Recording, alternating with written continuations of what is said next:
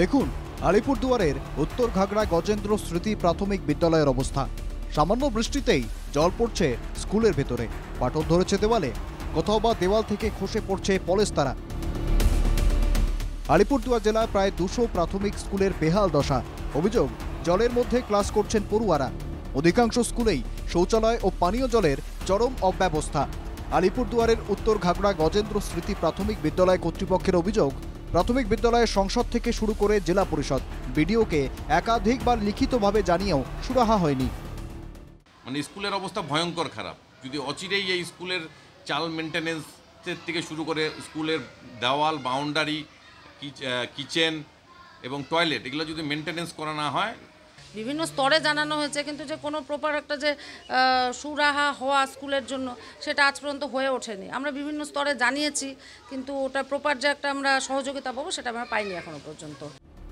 স্কুলে সামান্য পানীয় জলটুকু মেলে না বলে অভিযোগ পড়ুয়াদের। আমাদের ক্লাসে টিনটা ফুটো হয়ে গেছে, আর কি টিন থেকে জল বের হয়, ও রান্নাঘরের দেওয়াল ভেঙে গেছে, আর কলের জলটা ঘোলা হয়ে গেছে। ঘোলতে আমরা অন্য কল থেকে জল খাই।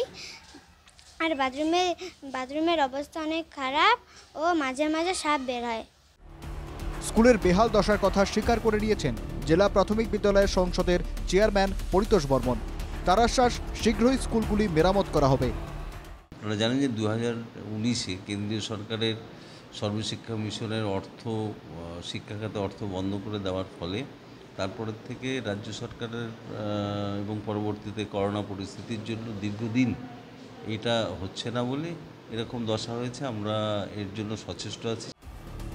স্কুলে পানীয় জল ও শৌচালয় না থাকায় অনেক অভিভাবকই সন্তানদের স্কুলে পাঠাতে দ্বিধাবোধ করছেন। অনেকেই সাপ, বিছের মতো বিষাক্ত প্রাণীর আতঙ্কে ছেলে মেয়েদের স্কুলে পাঠাতে নারাজ। স্বাভাবিকভাবেই এখন দেখার আর কতদিন পর এই স্কুলের বেহাল দশা ফিরে আসে। আলিপুরদুয়ার উত্তর ঘাগড়া থেকে সুদীপ ব্যানার্জি, NK TV বাংলা।